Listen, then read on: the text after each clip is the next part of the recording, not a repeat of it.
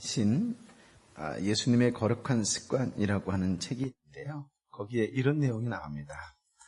돌아보면 우리 인생의 주변에는 가시투성이 고슴도치들이 우글거리고 있습니다. 문제는 다른 사람들만 고슴도치 인생이 아니라 나 역시 누군가에게 고슴도치라는 사실입니다. 헨리 나우웨는 예수를 만나 상처를 치유받기 시작한 사람들을 가리켜 상처받은 치유자라고 부릅니다. 마태복음 9장 36절에 보면 불쌍히 여기시니라는 구절이 나옵니다. 여기서 사용한 영어 단어 compassion은 함께라는 단어와 passion, 고통이라는 말의 합성어이지요.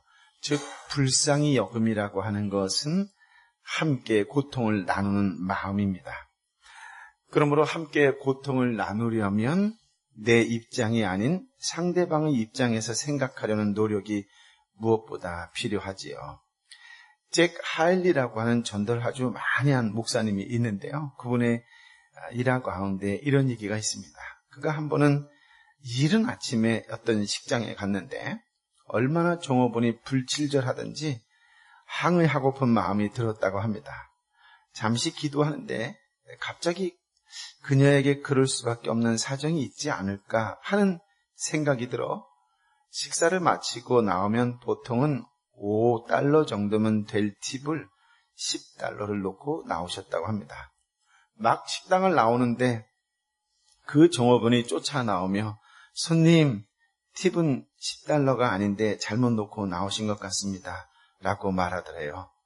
그래서 아니, 팁 맞습니다. 당신 얼굴이 힘들어 보여 용기를 드리고 싶었습니다. 라고 하자 갑자기 그녀가 눈물을 글썽이며 이렇게 말했다고 합니다. 제가 오늘 아침 무례했지요. 죄송합니다. 이해해 주십시오. 제가 어제 남편에게 이혼을 당했습니다. 그날 아침 잭 하일스는 그녀 곁에 앉아 기도하고 복음을 나눌 수 있는 아름다운 시간을 가졌다고 합니다. 그렇습니다. 제자 삼는 사람은 바로 불쌍히 여기는 주님의 마음이 있는 것입니다. 성경에 참 많은 인물들이 등장하잖아요. 그 많은 인물들 가운데에 각자 좋아하는 인물들이 다 다를 것입니다. 물론 같을 수도 있고요. 저도 개인적으로 다윗도 좋아하고 바울도 좋아합니다. 그리고 에녹이라고 하는 인물도 좋아합니다. 다윗과 바울은 좋아할 만한 스토리가 있어서 좋아하고, 그러나 에녹에 대해서는 그런 스토리가 없습니다. 에녹을 좋아할 만한 사건과 사연과 이야기도 없습니다. 그냥 딸랑 성경 한 구절이 거의 전부라고 할 수 있는데요. 무엇라고 소개되어 있냐면 그는 그냥 하나님과 동행한 사람이다 라고 되어 있습니다. 늘 언제나 하나님과 함께한 사람이었다는 말이지요. 저는 에녹이 죽지 않고 그냥 들림을 받았다라고 하는 것을 믿지만 그다지 중요하게 생각하지는 않습니다. 그러나 그의 삶을 성경이 평생을 하나님과 동행한 사람이라고 기록할 만한 삶을 산 사람이었다라고 하는 것은 그렇게 부럽습니다. 그냥 하나님과 함께 살고 싶습니다. 하나님과 동행하고 싶습니다. 그러다가 그냥 하나님 닮았으면 좋겠습니다. 생각과 말과 행동과 삶이 하나님과 연관이 있었으면 좋겠습니다. 옛날 모든 길이 다 로마로 통행하였다라고 하는 말이 있잖아요. 저의 생각, 저의 말, 저의 행동, 저의 삶, 그 모든 길이 하나님께로 통했으면 좋겠다라고 하는 마음입니다. 하나님과 함께 삶으로 모든 생각과 행동과 말이 하나님을 통과하고 모든 생각과 행동과 말과 삶에서 하나님의 냄새가 나고 하나님의 느낌이 났으면 좋겠다라고 하는 심령이지요. 저뿐만이 아니라 우리 교회 공동체가 그랬으면 참 좋겠다. 그런 생각을 하며 날마다 기도합니다. 앞서 우리가 확인해 보았던 사도행전 1장부터 5장까지의 말씀은 신약교회의 탄생과 예루살렘에서의 성장 과정을 기록하고 있지요. 오늘 우리가 살펴볼 6장의 말씀은 생명의 말씀이 예루살렘을 벗어나 온 유대와 사마리아로 확산되려고 준비하는 모습을 보여주는 장면이다라고 할 수 있습니다.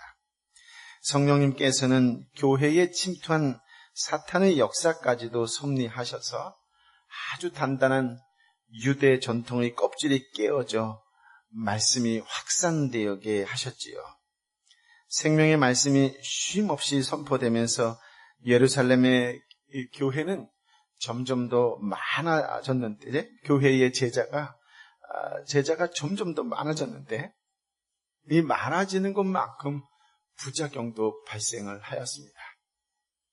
예루살렘 교회에는 우리가 읽어본 말씀에 의하면 그리스파, 소위 헬라어를 사용하는 디아스포라 유대인들이 있었고, 또 아람어, 유대어를 말하는 것인데요. 아람어를 사용하는 본토박이 유대인들이 섞여 있었습니다. 평생을 외국에서 살다가 들어온 사람들, 교포라고 하죠. 평생을 본토박이 그 땅에서 산 사람들, 이렇게 섞여서 교회가 형성되었고 아주 성장하게 된 그런 교회였습니다. 자라온 환경과 사용 언어가 다르다 보니 사고방식이나 행동 양식도 차이가 있었겠지요. 서로 잘 통하는 사람들끼리 모이다 보니 자연스럽게 파벌이 만들어질 수밖에 없었습니다. 1절 말씀을 한번 확인해 볼까요? 시작. 이 무렵 제자들의 수는 점점 늘어났습니다. 그때 그들 가운데 그리스파 유대 사람들이 히브리파 유대 사람들에 대해 불평이 생겼습니다. 매일 음식을 분배받는 일에서 그리스파 유대 사람 과부들이 빠졌기 때문입니다. 벌써 1절의 말씀에 보면 두 파벌이 존재하는 것을 볼 수 있지요. 또 반목 현상을 발견할 수가 있습니다. 그리스파, 헬라파 유대 사람들이 히브리파, 아람어를 사용하는 유대 사람들이 섞여 있었는데 불평이 생겼다라고 하는 것이에요. 사실 이 문제는 명단에 다시 등록시키면 해결될 수 있는 사소한 문제였어요. 두 파벌 사이의 감정 대립으로 이렇게 발전하는 것을 볼 수가 있습니다. 그러니까 사소한 문제가 점점 커지고 있다라고 하는 걸 볼 수가 있죠. 흔히 교회의 부패성을 목격할 때 초대교회로 돌아가자라고 구호를 외치잖아요. 그런데 꼭 초대교회가 다 완전하고 완벽하게 좋은 것만은 아니었어요. 성령으로 충만했고 날마다 부흥할 만큼 생명력이 있는 거룩한 교회였지만 예루살렘 교회 역시 허물 많은 인간들의 공동체였다라고 하는 것이지요. 여러분, 사소한 문제가 계기가 되고 꼬투리가 되어서 원망, 불평이라는 타락한 옛사람의 본성이 표출되었다라고 하는 것이에요. 원망, 불평이라고 하는 옛사람의 그 본성이 지금 교회 안에서 표출되었다라고 하는 것이에요. 사도행전은 이상적인 교회 모델이라고 이야기하기보다는 위기와 시험들을 극복하며 자라는 교회다, 이렇게 이야기하는 것이 더 맞을 것입니다. 타락한 인간 본성이 여전히 잔존하며 표출되는 가운데에서도 성령님께서 신실하게 당신의 뜻을 성취해 가고 계시는 것을 보여주는 것이 바로 사도행전이다, 이렇게 이야기할 수가 있습니다.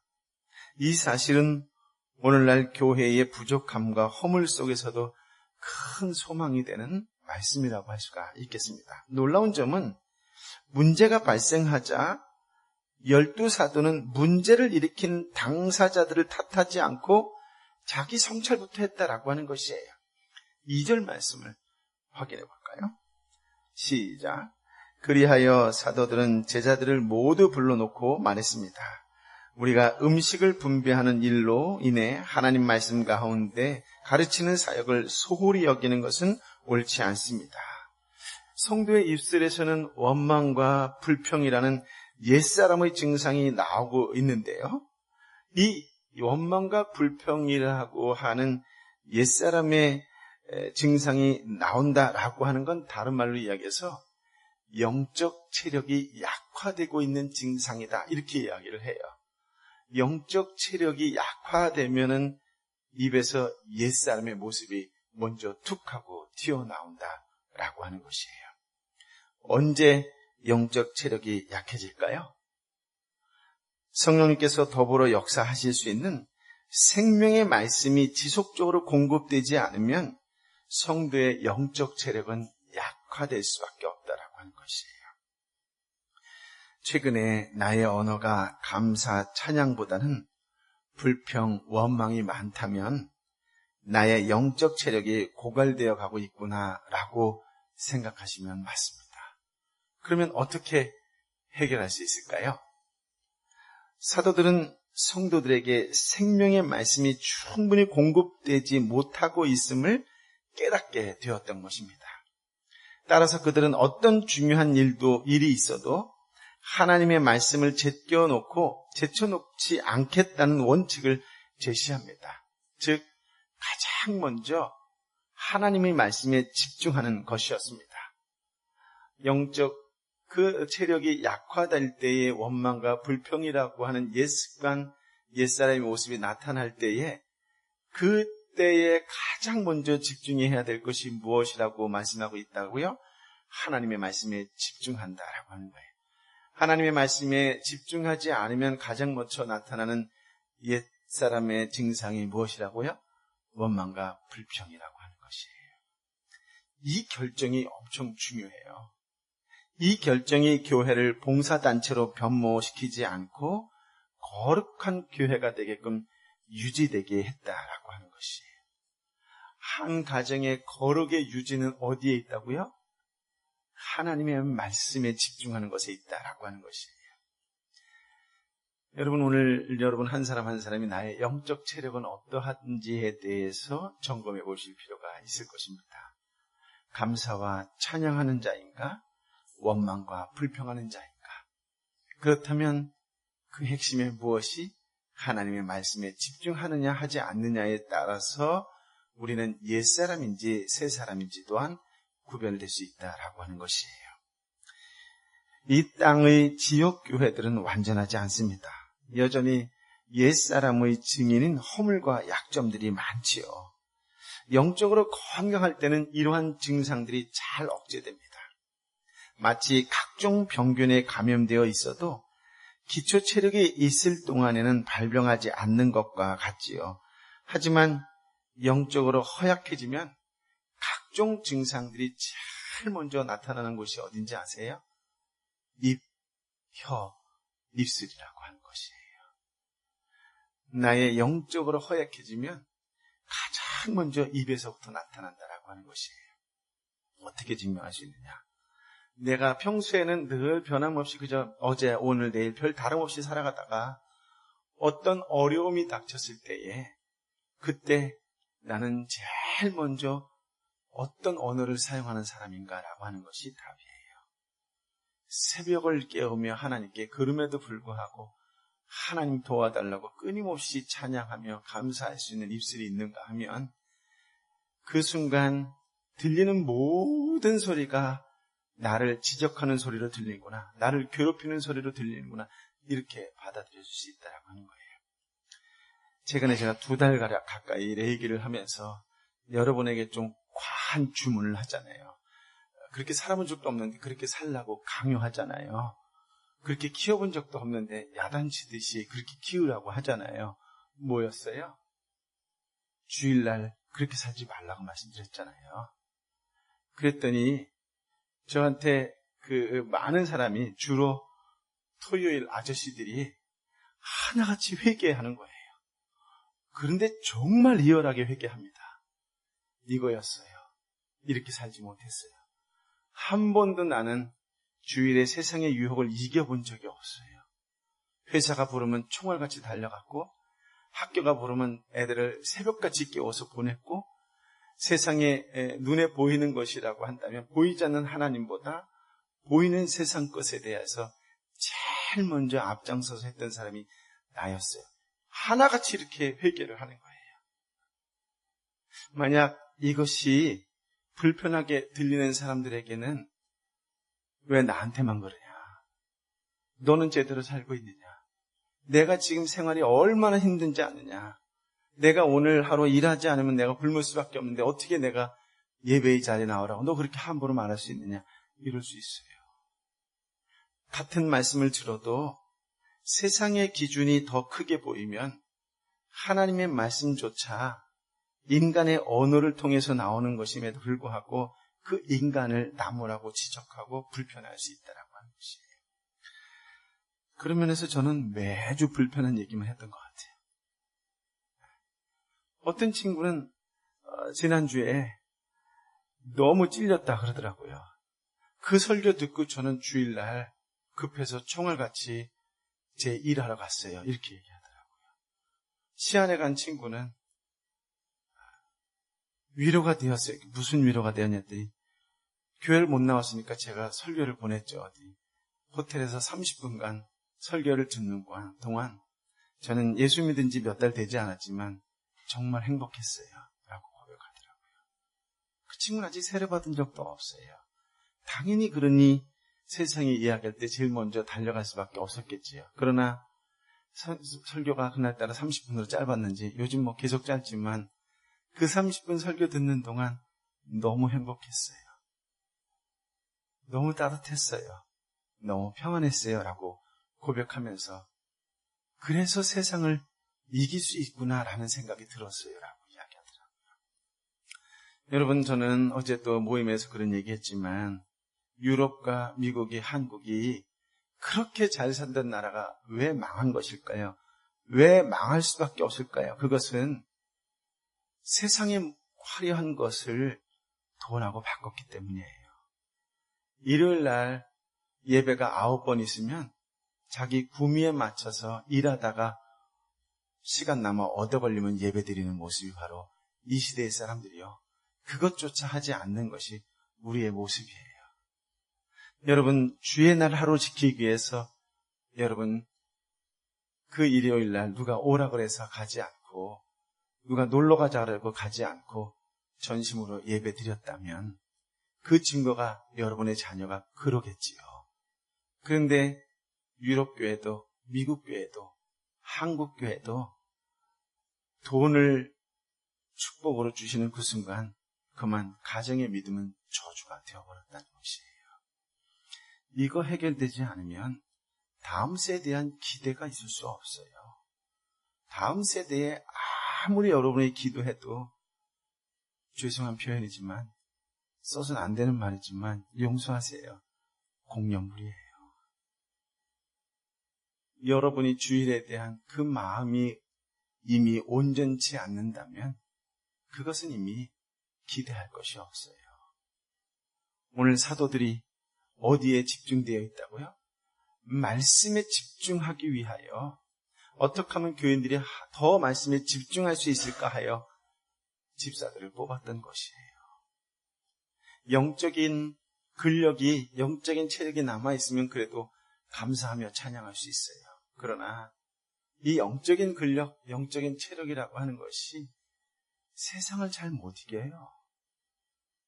돈을 잘 못 이겨요. 여러분 믿음이 있으세요?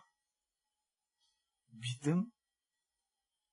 글쎄요. 제가 과하게 얘기하면 하나님이 아브라함에게 말씀하셨던 것처럼 의인 10명만 있어도 5명만 있어도 3명만 있어도 난 이 나라를 존속시켜주겠다고 이야기했을 때 난 대한민국은 바로 소돔과 고모라로 멸망할 거라는 생각이 들어요. 저부터도 현찮으니까요. 내 장사하는 것이, 내 직장이 조금만 흔들려도 부들부들 떨며 그거 붙잡고 교회 못 가고 교회의 메시지가 나를 더 힘들게 한다고 이야기하는 것이 우리의 연약한 사람의 모습 아니에요?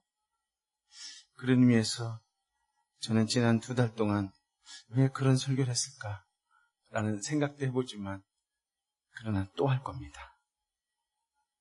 주의를 포기하는 순간 우리에게 미래가 없고 더더구나 여러분이 모든 걸 다 쏟아부어도 아깝지 않다고 이야기하는 그 다음 세대에도 소망이 없기 때문에 그렇습니다.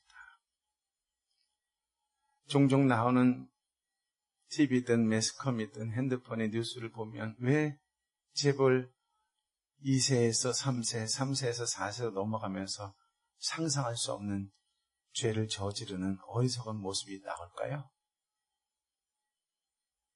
돈만 중요하게 여기기 때문에 그래요. 돈은 결국 좌절이요 절망을 가져다 줄 것이에요. 오직 말씀만이 소망이요 희망을 준다는 걸 명심하세요. 말씀 희망 없이 기부하는 것은 결국 교만이에요. 사소한 일에도 원망하고 불평하고 탓하고 짜증내며 쉽게 낙심하고 절망합니다. 물론 바뀐 환경 탓과 심리적 요인도 있을 것입니다. 하지만 무엇보다 생명의 말씀이 잘 공급되고 있는지부터 성찰하는 것이 중요한데 오늘 제자들이 그렇게 했다라고 하는 것이에요. 사회적인 현상이 발생했을 때, 교회의 현상이 발생했을 때 나부터 들여봤다라고 하는 것이에요. 식당의 종업원이 너무 불칠전해서 기분이 너무 상했는데 그 순간 기도했다라고 하는 거예요. 그랬더니 하나님이 어떤 마음을 주세요? 이 여인에게 이럴 수밖에 없는 무언가 있는 것은 아닌가라고 하는 그런 성령의 기도가 그의 마음을 다스렸다라고 하는 거예요. 이건 인간의 기도가 아니에요. 성령이 주시는 기도라고 하는 거예요. 여러분 기도해 보셨으면 알지만 기도가 어느 때 보면 내가 하는 게 아니라 성령께서 하시는 기도 나오는 거 여러분 경험해 보지 않으셨어요? 이거 하다 보니까 성령께서 나를 위하여 간구하는 기도를 내 속에서 내 입술을 통하여 하고 계신다라고 하는 것이죠. 성령이 하신 것이었어요. 그랬을 때 그 여인의 마음이 터치가 되니 함께 그 바쁜 시간인지는 모르겠지만 하나님 나라에 대하여 복음에 대하여 함께 이야기하는 따뜻한 시간을 가질 수 있게 되었다라고 하는 것이지요. 하나님의 말씀은 성도로 하여금 어떤 환경에서도 옛사람의 증상들에 대하여 지배되지 않고 생명력 있게 한다라고 하는 말씀입니다. 상식적인 측면에서 평가하면 예루살렘 교회의 문제는 단지 행정 처리의 미숙함 때문에 발생했어요. 하지만 사도들은 이 일을 계기로 교회가 교회다움을 유지하기 위해서 가장 우선시해야 할 일이 무엇인가라고 하는 것을 생각했다라고 하는 것이에요. 우리 가정이 그리스도의 가정으로서 세워 나아가는 데 있어서 가장 중요한 것이 무엇인가라고 하는 것을 생각하게 되었다라고 하는 거예요. 아이들의 다툼 속에서 말입니다. 집안에 사소한 일이 발견되었을 때에 어떻게 하면 하나님이 기뻐하시는 가정으로 세울 수 있을까라고 하는 근원적인 문제를 더 깊이 묵상하는 계기가 되었다라고 하는 말씀이에요. 또한 하나님께서 그들을 부르신 목적의 회복을 생각했다라고 하는 것입니다. 여기서 우리는 한 가지 중요한 사실을 발견할 수 있습니다. 문제가 발생할 때 문제를 해결하라고 하는 노력도 중요하지만 더 중요한 것은 이 사건을 통하여 하나님께서 말씀하시고자 하는 의도가, 이 사건을 통하여 하나님께서 말씀하시고자 하는 의미가 무엇일까라고 생각할 수 있으셔야 되고 묵상하는 것을 통하여 대처할 수 있어야 된다라고 하는 것이에요. 그리스도인이 너무 성급하면 안 돼요.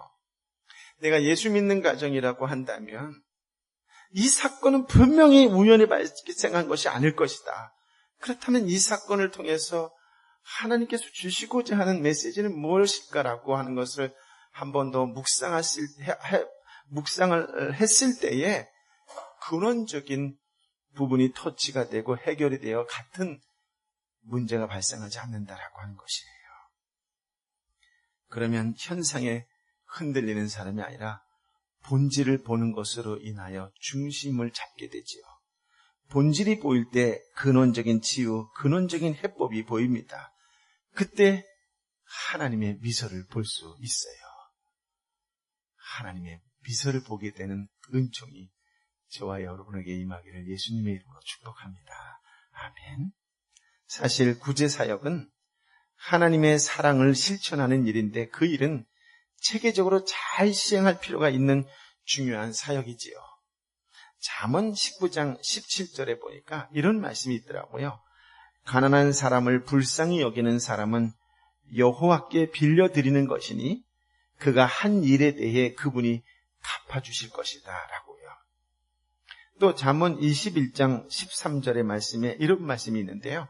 함께 읽어볼까요? 시작. 가난한 사람의 부르짖음에 귀를 막으면 자기도 부르짖게 될 때 아무에게도 응답받지 못할 것이다. 교회의 재정관리도 대충 하거나 소홀히 할 수 없는 중요한 일이지요. 하지만 사소한 잡모들뿐만 아니라 어떤 중요한 사역일지라도 그 일 때문에 하나님의 말씀 사역이 소홀히 여겨져서는 안 된다라고 하는 것이에요. 소홀해져서는 안 된다라고 하는 것이 사도들이 천명한 원칙이다라고 하는 것이에요. 우리 가정에 아무리 급하고 복잡하고 정말 지금 아니면 아니다라고 생각하는 그런 사건이 발생할 때 할지라도 하나님의 말씀을 우선적으로 하지 않으면 그걸 본 자녀들은 아, 저렇게 살아가는 거구나라고 하는 것을 배우게 된다라고 하는 것이에요. 급한 걸 먼저 하면 그 집안은 다음 때를 기대할 수가 없어요. 하나님을 먼저 바라보고 말씀을 들으려 하고 말씀대로 살려고 하는 그 모습을 볼 때의 자녀들이 아, 하나님께서 해결해 주시는 거구나. 하나님을 의지하며 내가 할 수 있는 최선의 노력을 하는 것이 순서구나라고 하는 것을 배울 수 있는 자녀들이 되어야 된다라고 하는 것이에요.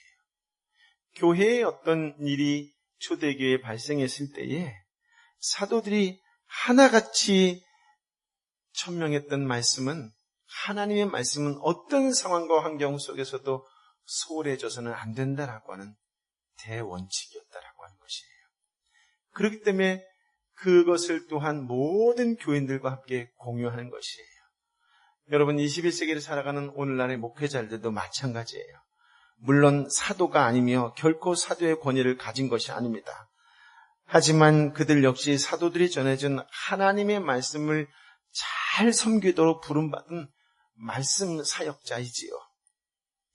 따라서 교회의 필요나 개인의 소원에 의해서 하나님의 말씀을 제쳐두고 다른 사역들로 바쁘지 않도록 주의해야 합니다. 그리고 목회자의 영적, 육적 부담을 덜어주려는 동역의 마음이 중요하지요. 사탄은 교회를 무너뜨리기 위해 외적인 핍박과 내적인 부패를 이용했다고 우리가 1장부터 5장까지의 말씀을 통해서 확인했었습니다.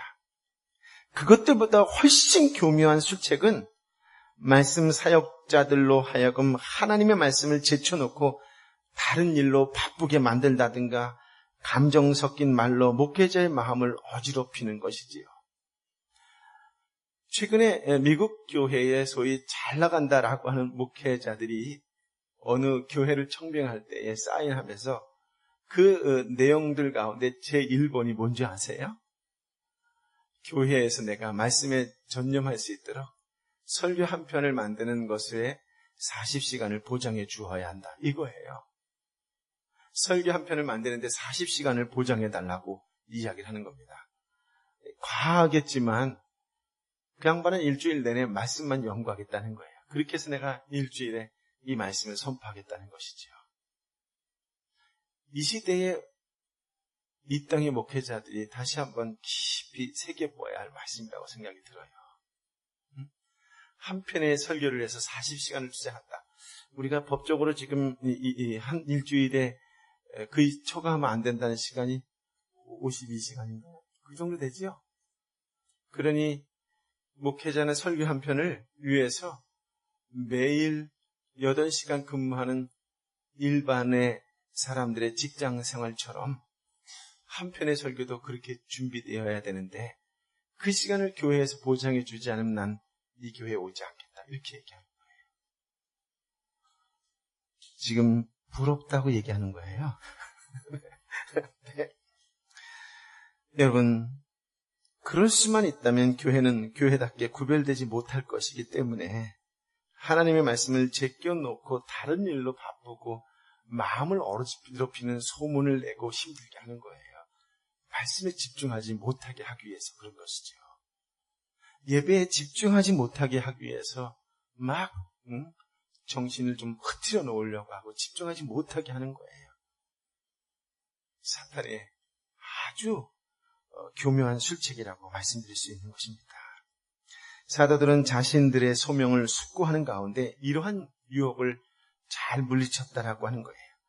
사도들은 하나님의 말씀을 맡은 자로서 소명을 잘 감당하기 위해 재정과 부재를 전담할 사역자를 따로 세우기로 결정했습니다. 그러니까 초대교회 목회자들도 이미 너무 많은 일을 통하여 말씀과 기도에 전념하지 못하는 것을 경험했기 때문에 그래서 누굴 세우게 되었다? 자신들의 이 사역을 동역하고 도와줄 사람들을 세우게 되었다라고 하는 것이에요. 3절 4절의 말씀을 함께 읽어볼까요? 시작. 형제들이여, 여러분 가운데 성령과 지혜가 충만하다고 알려진 사람 7명을 뽑으십시오. 그러면 이 임무는 그들에게 맡기고 우리는 기도하고 말씀을 가르치는 일에 온 힘을 기울이겠습니다. 사도들은 구체적인 인물을 선택하는 일은 교회 전체의 의견에 맡겼어요. 다만 기준을 제시했을 때에 기도하고 말씀을 가르치는 일에 온 힘을 기울이기 위해 일꾼의 자격을 제시했던 것이지요. 일꾼을 잘못 세우면 교회가 더 큰 혼란에 빠지기 쉽고 사도들은 뒷수습하느라 말씀 사역에 전념하기가 어려워지기 때문입니다. 사도들은 직분을 적당히 나누어 맡기거나 돌아가며 한 번씩 맡아보는 방식을 취하지 않고 분명한 자격 요건을 제시했는데요. 오늘 3절 말씀 우리말 성경보다는 개역 개정이 더 원어적 의미가 가까워서 3절 말씀을 우리가 화면을 보고 읽어보겠습니다. 시작. 형제들아, 너희 가운데서 성령과 지혜가 충만하여 칭찬 듣는 사람을 7을 택하라. 우리가 이 일을 너희에게 맡기고. 3가지 조건이 제시되고 있잖아요. 첫 번째, 성령이 충만한 자. 두 번째, 지혜 충만한 자. 세 번째, 칭찬 듣는 사람. 이렇게 되어 있습니다. 여기서 성령 충만한 사람이라고 하는 것은 소수의 영적 엘리트들을 말하는 것이 아니에요. 당시는 교회 전체가 성령 충만했기 때문에 영적으로 허약해진 증상이 없는 성도라고 한다면 영적으로 허약해진 증상의 대표적인 게 무엇이라고 하세요? 입술로 자꾸 실수하고 죄를 짓는 거예요. 원망하고 불평하고 공동체를 흐트러지는 말을 하고 어지럽히는 말을 하는 것. 이것이 바로 영적으로 허약해진 증상이라고 했는데 이 영적으로 허약해진 증상이 없는 성도라면 누구나 자격이 있다라고 하는 말씀이에요. 정상적인 성도라면 기본적으로 섬기는 일을 자기 능력이 아니라 성령님을 충만히 의지하지 않겠어요? 여러분, 이 점에서 이건 굉장히 중요해요. 누가 봐도 정말 똑똑하고 배운 사람이고 엘리트고 교회 일이 열심인데 그가 입만 뻥끗하면 불평하게 되고 원망하게 되면 그런 사람 일을 맡길 수가 없어요. 그런 사람은 공동체를 어렵게 할 수밖에 없어요. 그는 자신의 입을 여는 것을 통하여 자신의 인격을 한 번에 와르르 무너뜨리는 어리석은 자예요. 그는 자신의 입술로 내뱉은 그 한마디로 인하여 자신이 믿음을 와르르 무너뜨리게 되는, 즉 성령을 떠나게 하는 어리석은 자라고 하는 것이에요. 그래서 영적으로 건강한지 약해지고 있는지 점검하라고 말씀드렸던 것이에요. 두 번째는 지혜 충만이에요. 지혜 충만은 목표에 이르는 가장 좋은 길을 판별할 수 있는 힘을 말합니다. 구제 업무를 원활하게 수행하려면 누가 보더라도 보편타당을 수긍할 수 있는 건전한 상식적 판단을 할 수 있어야 한다라고 하는 것이에요. 불편부당하게 일처리를 하지 않기 위해 필요한 자격이라고 할 수가 있겠죠. 이 세 번째가 저는 꼭 필요하다고 생각이 드는데요. 사람들로 하여금 칭찬 듣는 사람이라고 하는 것이에요. 칭찬 듣는 사람은 사회생활에서의 평판이 좋아 덕이 있다고 증명된 사람을 의미합니다. 지금은 어떤지 모르겠는데요. 얼마 전까지만 해도 직장을 옮기게 되면 헤드헌터나 아니면 새로 받겠다고 하는 회사에서 이 사람에 대해서, 우리가 받고 싶어 하는 이 사람에 대해서 직급이 높을수록 꼭 한 가지 물어보는 질문이 있었어요. 그것이 무엇이냐면, 헤드헌터나 아니면 그 전 회사에 전화를 해서 이 사람의 평판에 대해서 듣는 거예요. 실력을 물어보지 않아요. 실력이 있으니까 그 자리까지 갔겠지요. 이분은 어떤 덕을 갖고 있는 사람입니까? 라고 하는 거예요. 막 이제 얘기해요. 쫙에다 마지막에 이제 한 가지 질문 딱 하는데 이게 아주 치명적이에요. 저도 이게 늘 고민이에요. 이게 늘 고민이에요. 오늘 아침에도 캐나다에서 이렇게 카톡이 하나가 있는데 그냥 보고만 왔는데 이 친구도 저에게 그런 어려움을 준 친구인데 마지막 질문이 뭐였냐면 이거예요. 이 사람이 당신 회사에 다시 지원하면 받아주시겠습니까? 라고 하는 거예요. 잔인한 질문 아니에요? 나오려고 하는 사람한테 당신 회사에 다시 지원하면 받아주시겠습니까? 라고 하는 것이에요. 이것이 칭찬받는 사람이라고 하는 거예요. 가끔 저한테 이적증명서를 갖고 오는 사람이 있더라고요. 뭐냐면 교인 이적증명서예요.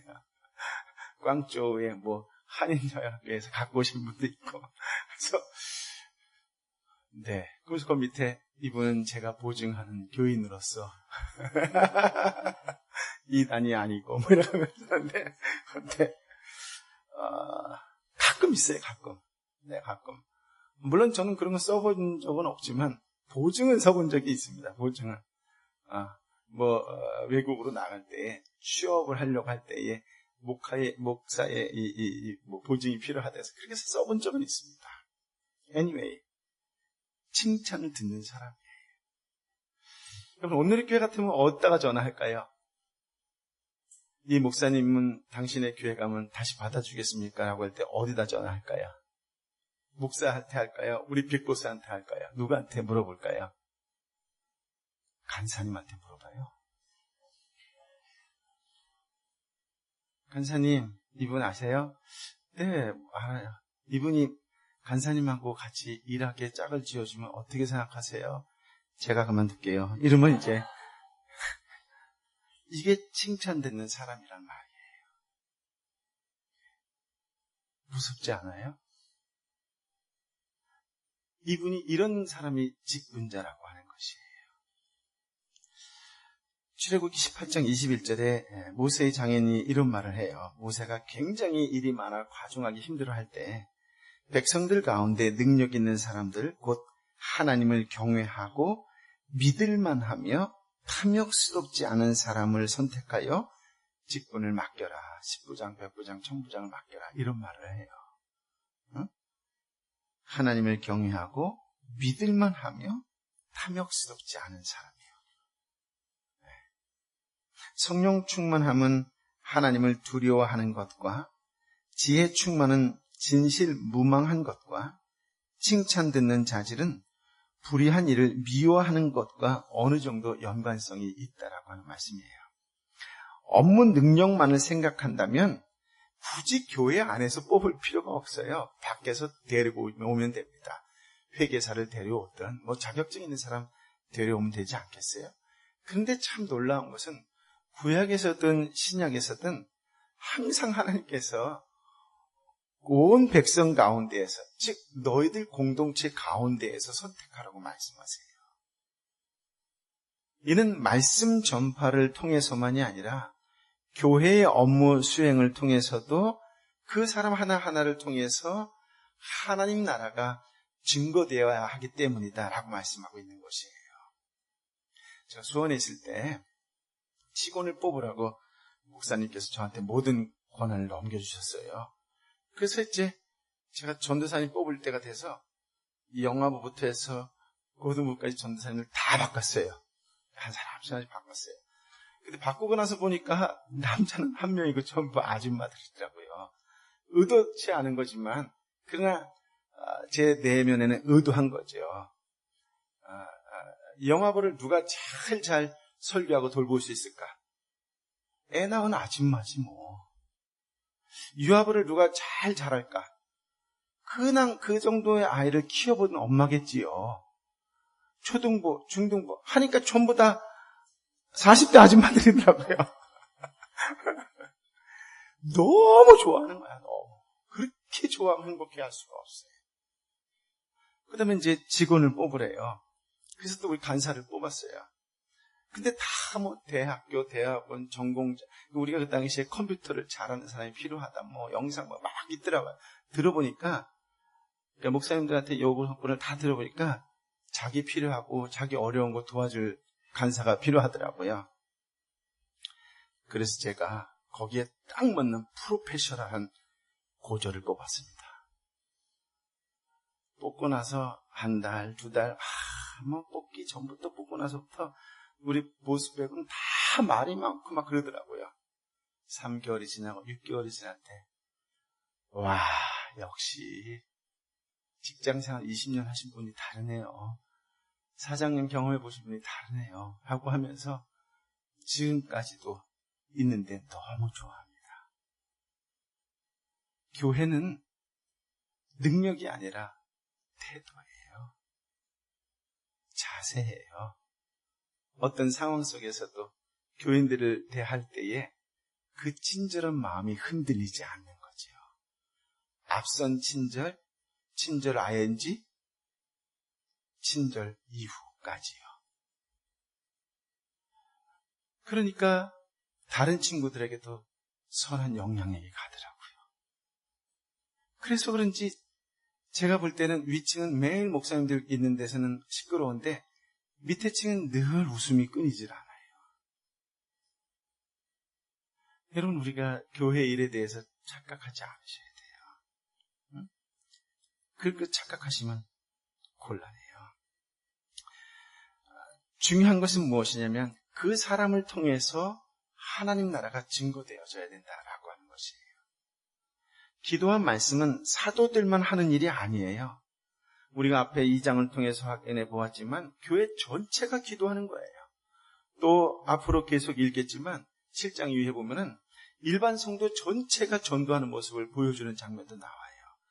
하지만 말씀을 종합적이고 체계적으로 해명하는 일은 말씀 사역자의 특별한 소명이라고 하는 거예요. 따라서 말씀 사역자는 무엇보다 디모데후서 2장 15절의 말씀처럼 진리의 말씀을 바로 가르치고 부끄러운 것이 없는 일꾼으로 하나님께 인정받는 사람이 되기를 힘써야 한다라고 하는 것이지요.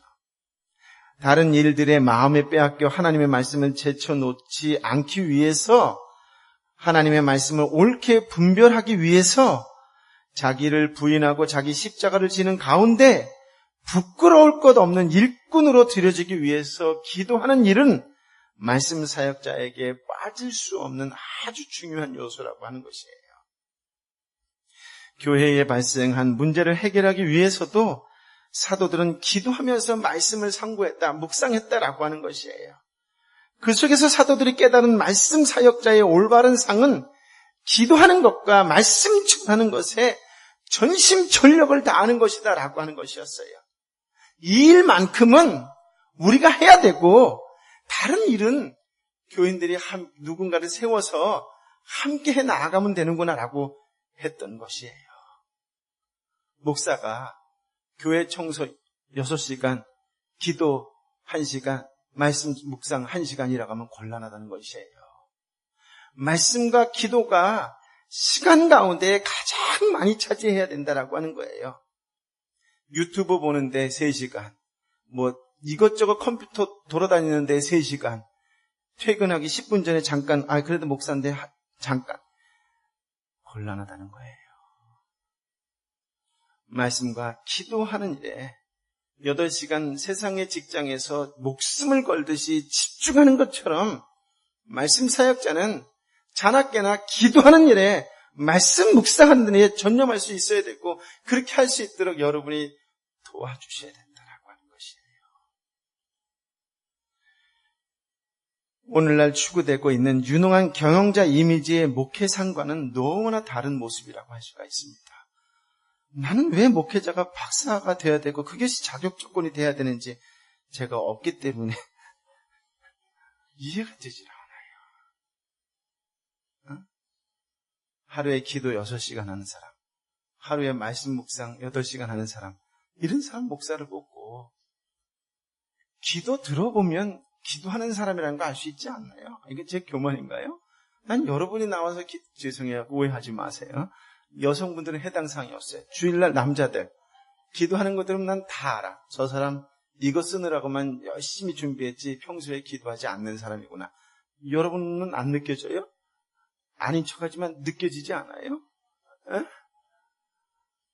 우리 교회야 지금은 그 정도까지는 아니지만 순장인데 금요일 자기 그날 거만 준비해가고 일주일 동안 내내 묵상 없다가 그날 거만 달달달달 외워갖고 그 무슨 공식 암기하듯이 이야기하는 순장 다 압니다. 다 알아요. 더 놀라운 순원 아무것도 모르고 왔는데 말은 제일 잘해. 아주 탁월한 은사죠. 왜냐? 들어보니까 오늘 이런 얘기네 뭐 이러면서 주도적으로 이야기하는 거지. 주도적으로. 그 사람만 모르지 다 압니다. 다 알아요. 영적인 것은 통 마찬가지예요. 다 알아요. 기도하는 것과 말씀 전하는 일에 전무하는 사역자보다는 탁월한 경영수완을 발휘하는 사역자가 더 요청되고 있는 이 시대에 과연 사도들의 정신을 이어받는 건강한 교회라고 말할 수 있는지 의문스럽습니다. 목회자가 성도들에게 필요한 여러 가지 잡무 해결하는 능력이 뛰어나서 그 일들을 처리하는 데 많은 시간이 빼앗기고 있다면 본질에서 이탈된 모습이에요. 지금 어디 계시는지 모르지만 양재의 어떤 목사님은 별명이 바리스타예요. 바리스타. 네? 네. 커피 타는 걸 제일 잘한다 이거예요. 그분은 아내분이 우리나라의 소위 사자 들어가는 높은 분이기 때문에 그냥 직장만 잘 다니면 되는 아주 부러운 분이십니다. 나 오늘 유난히 부러운 게 많네. 네. 그와 반면에 죽어가는 부서를 맡아서 놀랍도록 부흥시키는 탁월한 하나님의 사람, 그분이 바로 이번 주에 오는 원유경 목사님이에요. 죽어가는 대학교 가서 공간이 부족할 정도로 차고 넘치게 만들고 100명 안팎이 되는 SNS를 2,000명이 넘는 본당을 꽉 채우는데 놀라운 게 뭔지 아세요? 외부에서 사람들이 온다는 거예요. 전에 우리 교회에 지금 있기 때문에 말하기는 좀 뭐한데 어떤 분이 청년부를 맡았을 때에는 교회 부서에서 옮겼어요. 청년 부서가 여러 개 있는데 그 부서에서 옮겨서 내부적으로 옮겨서 그 부서가 찾는데 원희경 목사님의 특징은 외부에서 찾아와요. 예수 믿겠다고. 정말 탁월하더라고요. 이렇게 얘기했는데 이번 주 금요일날 죽으면 난 죽는 건데 그래서 요즘에 저도 죽으라고 기도합니다. 네. 여러분 오늘 본문의 온 교회는 사도들의 제안을 어떻게 했다? 기뻐했다고 나와요. 얼마나 감사한지 몰라요. 사도들이 자기들이 할 일을 왜 우리한테 떠넘기는 거지? 우리도 세상 속에 할 일 너무 많은데 왜 우리한테 떠넘기냐? 이렇게 얘기하지 않고 온 성도들이 다 기뻐했다라고 하는 것이에요. 그들은 믿음과 성령이 충만한 사람 7명을 택하여 사도들 앞에 세웠습니다. 교회가 뽑았지만 하나님께서 그들을 세우셨음을 나타내기 위해 사도들은 그들에게 안수를 했던 것이지요. 5절 6절 말씀을 함께 읽어볼까요? 시작. 모든 사람들이 이 제안을 기쁘게 받아들였습니다.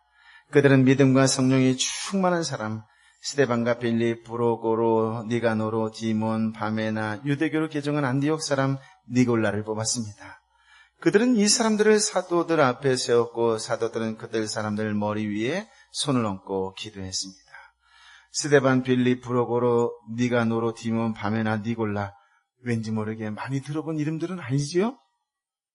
7명 모두 헬라식 이름을 그리스식 이름을 가졌다라고 하는 것이에요. 물론 유대교로 개정한 안디옥 사람 니골라를 제외하고는 모두가 헬라파 유대인으로 보는 학자들이 많이 있습니다. 즉 외부로부터 들어온 사람들이었다는 거예요. 본토박이 아람어를 사용하는 유대인들이 아니라 외부에서 차별받았다고 이야기하는 바로 그 사람들 가운데에서 7 집사를 뽑았다라고 하는 것이에요. 참 놀랍지 않을 수가 없습니다.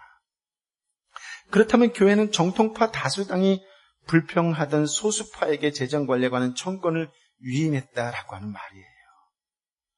명예와 직분을 탐하거나 자기 파의 세력을 유지하려기보다 교회를 위해서 최선의 길을 무엇인가를 함께 기도하며 도출해낸 결과였다라고 하는 것이에요. 사탄의 교묘한 책략을 슬기롭게 극복한 교회로 어떤 일이 일어났을까요? 한층 더 성장하는 계기가 되었다라고 7절은 이야기하고 있습니다. 함께 읽어볼까요? 시작. 이렇게 해서 하나님의 말씀은 계속 널리 퍼져나갔으며 이로써 예루살렘에 있는 제자들의 수도 많이 늘었고 더욱이 수많은 제사장들도 이 믿음에 순종하게 됐습니다. 거꾸로 이야기한다면 당시의 제사장이 한 8,000명 정도 되었는데 몇 명이 왔는지는 모르지만 여러분 이 제사장이 기독교로 개종했다라고 하는 천지개벽할 일이 생겼다라고 하는 말씀이에요.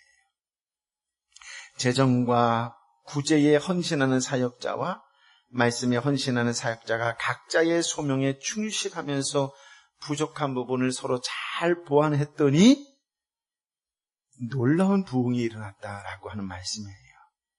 때때로 건강하지 못한 교회에서 직분자들과 목회자가 서로를 견제하려는 모습을 보게 되는데 갈라디아서 5장 15절의 말씀에 보면 서로 물고 먹으면 피차 멸망할 수밖에 없다라고 되어 있어요.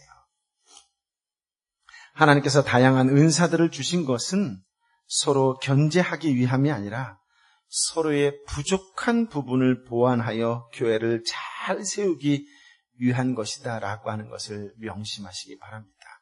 이 말씀을 잘 깨닫게 되면 가정에서도 그렇게 살아갈 수가 있어요.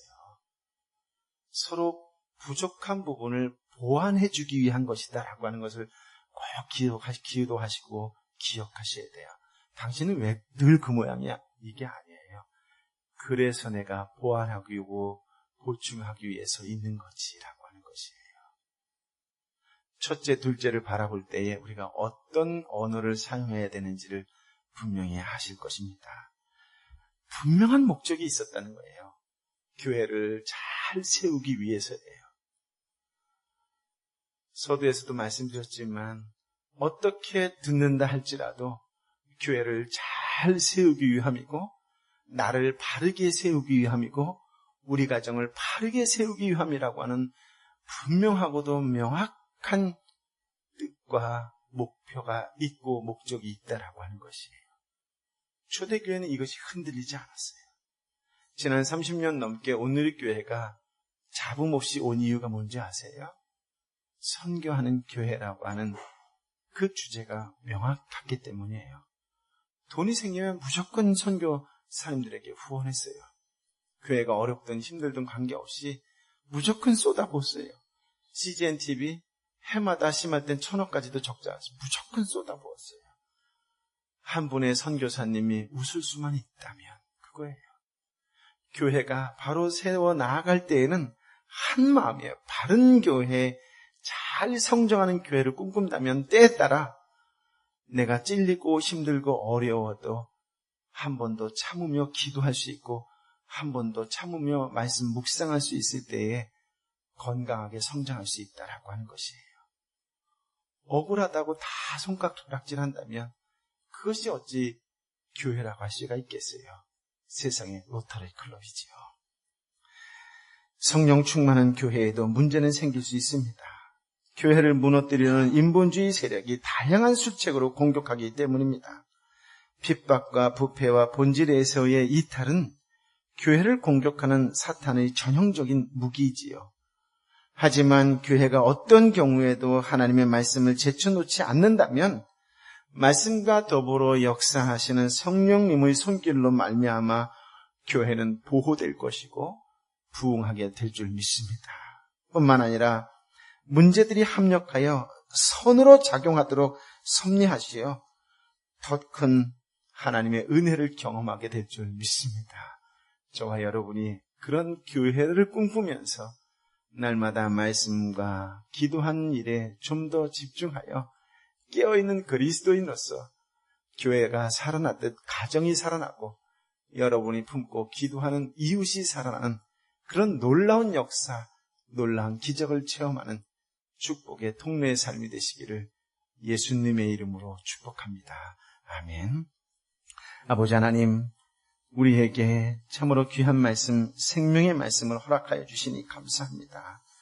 주님, 내 입술에서 나가는 것이 요즘 감사인지 찬양인지 원망인지 불평인지를 다시 한번 돌아보는 시간을 갖게 하여 주시어서 영적인 근력을, 영적인 체력을 키워 나아가는 거룩한 그리스도인의 한 사람으로 살아가게 하여 주옵소서. 그 건강한 영적 능력으로 교회를 세우고 가정을 세우고 이웃을 세우는 신실한 그리스도의 축복의 통로여, 은혜의 통로여, 구원의 통로의 삶을 살아가게 하여 주옵소서. 다시 한번 말씀 앞에 순종하는 자로 반응하겠다고 결단하오며 예수님의 이름으로 기도하옵나이다. 아멘.